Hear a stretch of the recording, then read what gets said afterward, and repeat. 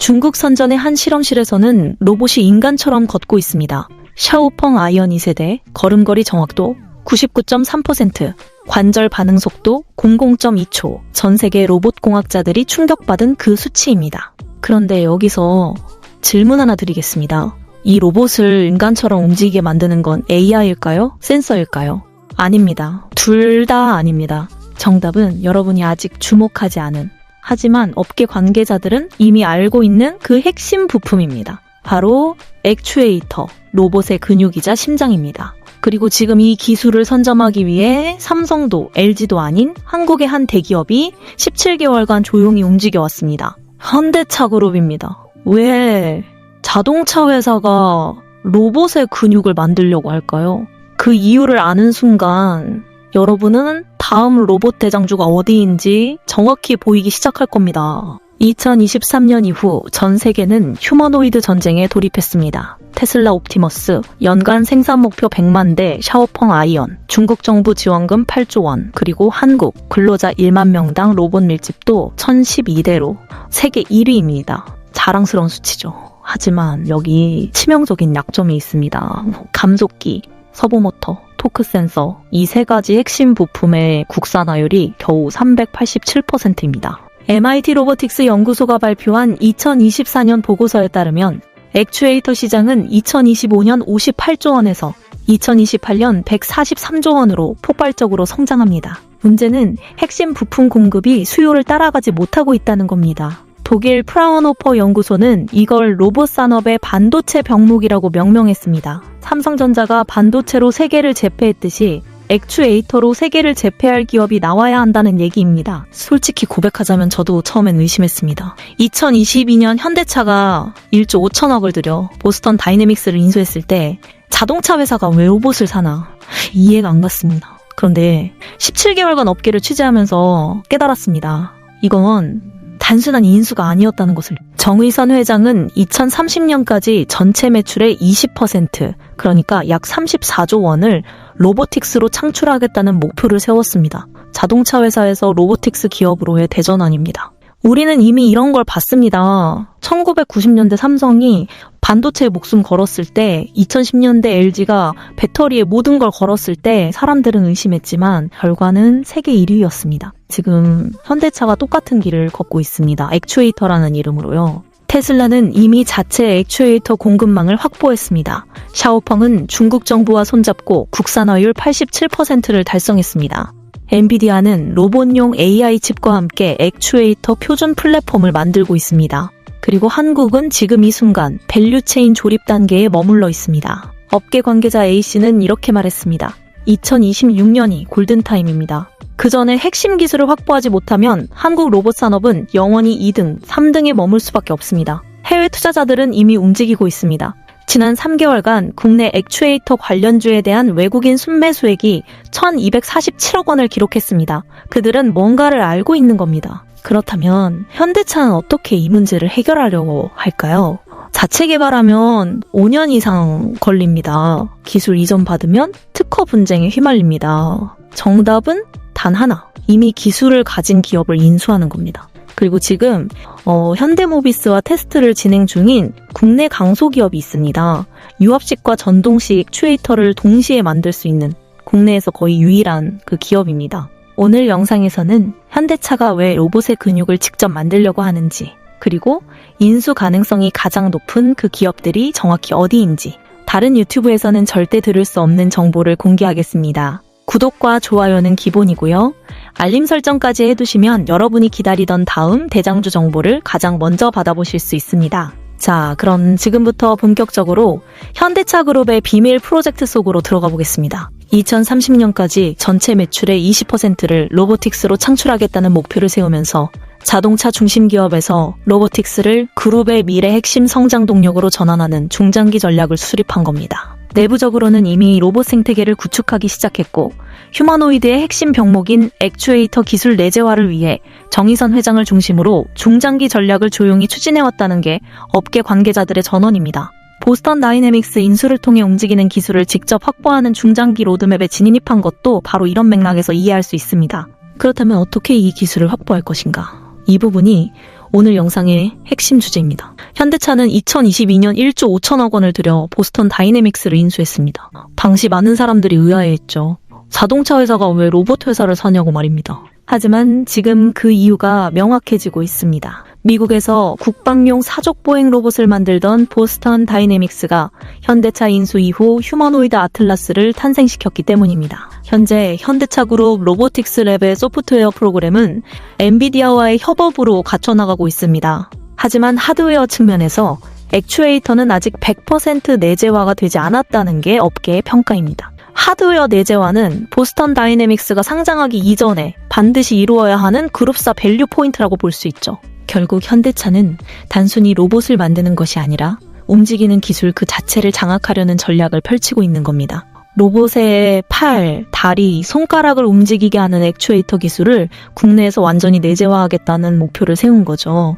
왜 보스턴 다이내믹스가 로봇의 몸을 만들고 있다면 현대차는 그 몸을 움직이게 하는 심장을 만들고 있다고 볼 수 있습니다. 현재 국내 빅테크의 휴머노이드, 액추에이터 개발 밸류 체인을 보면 차이가 명확합니다. 삼성은 레인보우 로보틱스 완전 인수 이후 글로벌 티어 하드웨어 기업들의 기술 이전을 받아 전동 액추에이터, 감속기, 서버모터를 직접 개발하고 있습니다. 다만 레인보우 로보틱스 이후 추가적인 밸류 체인 계획이 구체적으로 나오지 않고 있다는 게 시장의 평가입니다. LG전자는 적극적인 지분 인수와 투자를 통해 밸류 체인을 만들었는데요. 로보티즈나 로보스타를 통해 소형 경량 액추에이터 기술을 발전시키고 있지만 아직 휴머노이드 완전체 모듈은 없다는 게 업계의 시각입니다.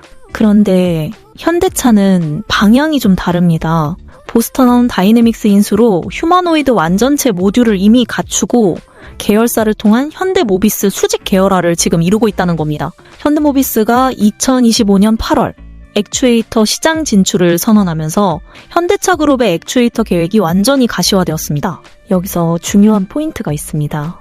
현대모비스는 지금까지 자동차 기반의 전자제어, 센서, 구동계의 강점을 가지고 있지만 로보틱스 액추에이터 측면에서는 기술 완성도나 개발 속도가 이제 시작 단계라는 겁니다. 휴머노이드 액추에이터는 단기간에 기술 완성도가 나오는 부품이 아닙니다. 따라서 현대모비스가 액추에이터 시장에서 양산 신뢰성과 제품 인증을 받기 위해서는 내부 개발만으로는 수년의 시간이 소요될 수밖에 없습니다. 이 기술 내재화를 단기간에 완성하려면 외부 전문 기업과의 결합이 필수라는 게 업계의 중론입니다. 실제로 액추에이터는 단순한 모터가 아닙니다. 모터, 감속기, 토크 센서, 제어기가 완벽하게 맞물려야 로봇이 넘어질 듯 말 듯 균형을 잡는 찰나의 순간 0.1초도 안 되는 그 순간에 제어할 수 있는 겁니다. 이건 자동차 엔진보다도 훨씬 복잡한 기술이라고 볼 수 있습니다. 특히 특허 장벽이 상당히 높고 원천 기술이 국내 시장에서도 소수 업체에 집중되어 있는 구조입니다. 휴머노이드한데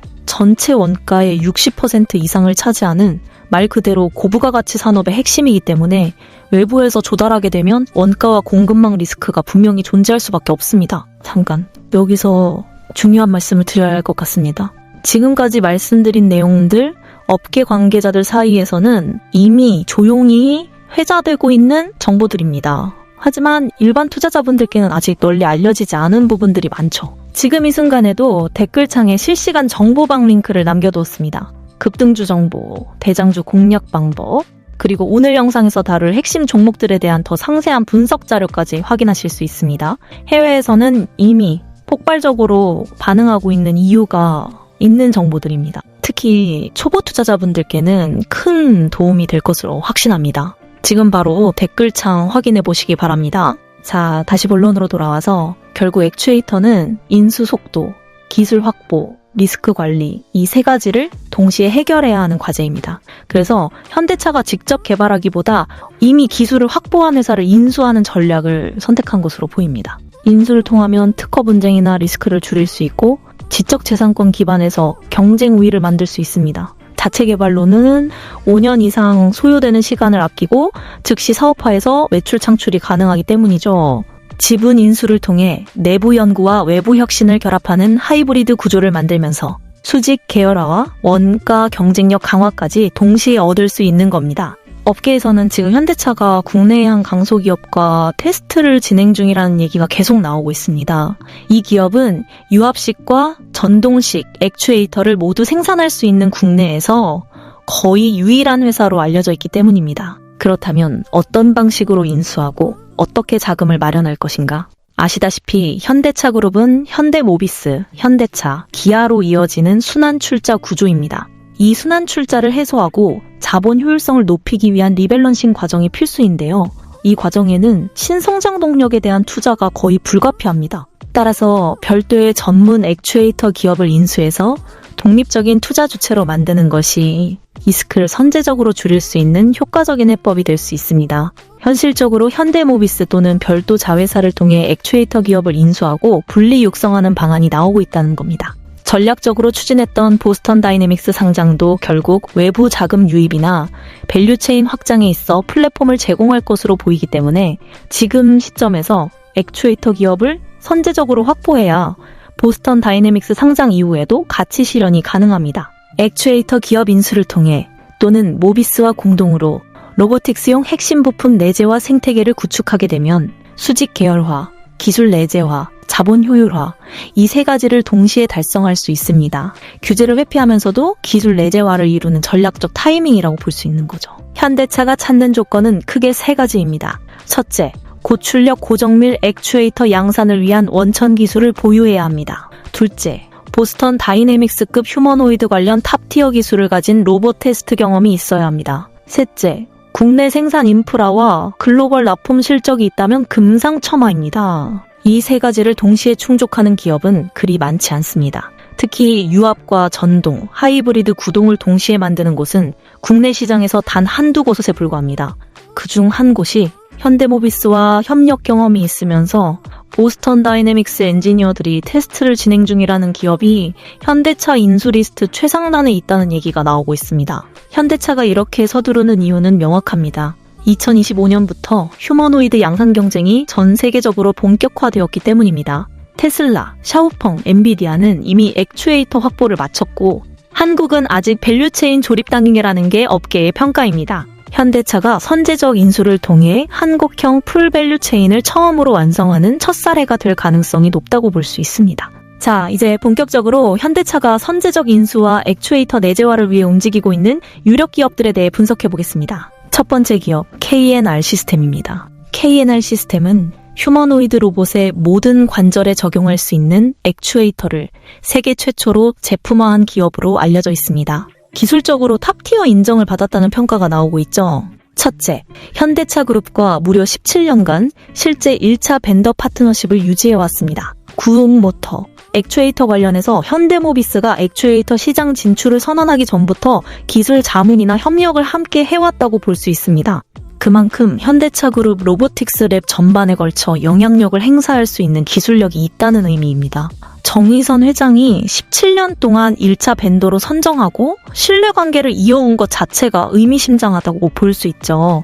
현대차 그룹이 추구하는 수직 계열화에 시간이 걸릴 필요가 없는 원스톱 솔루션으로 편입될 수 있는 구조를 갖추고 있는 겁니다. 둘째, 보스턴 다이내믹스 아틀라스 관련해서 현대모비스와 현대위아의 핵심 공급사라는 점입니다. 전기식 액추에이터, 유압식 액추에이터 모두 생산이 가능하고 회전형과 선형, 어깨와 다리 등 모터를 내부에 삽입할 수 있는 인라인 구조 액추에이터를 양쪽 모두 세계 최초로 개발하고 특허 출원을 완료했다는 게 업계의 전언입니다. 기술력적으로 인정받고 있고 원전 해체 로봇에서도 탑티어 기술력을 보유하고 있습니다. 유압식으로 두세 배의 파워를 낼 수 있는 강력한 액추에이터를 만들 수 있는 국내 기술력 1위 기업이라고 평가받고 있습니다. 로터리 액추에이터, 선형 액추에이터까지 모두 세계 최초로 개발했다는 점을 강조할 필요가 있습니다. 모든 면에서 기술적으로 우위에 있기 때문에 주가에 어느 정도 포지션이 반영되었다고 볼 수 있지만 전체 시장 조정과 함께 조정을 받더라도 추가 모멘텀이 끝나지 않을 기업으로 볼 수 있습니다. 앞으로 현대차 그룹과의 관계에 있어서 주목하고 꾸준히 지켜봐야 하는 기업으로 판단됩니다. 두 번째 기업, 한국 PIM입니다. 한국 PIM은 티타늄 사출 성형 관련해서 국내 1위 업체이면서 독점 기반을 가지고 있습니다. 그 밸류에이션 때문에 로봇 생태계에서 상당히 중요한 기업으로 부각되고 있고 주가 포지션에 어느 정도 반영되고 있는 상황입니다. 첫째, 보스턴 다이내믹스 아틀라스의 브라켓, 즉 로봇 감속기를 고정하는 연결 브라켓 관련 핵심 공급사로 이미 선정되어 있다는 점입니다. 그리고 현대차, 기아의 티타늄, 금속 분말 사출 성형, 듀얼 클러치 관련 자동차 부품 1차 벤더이기도 합니다.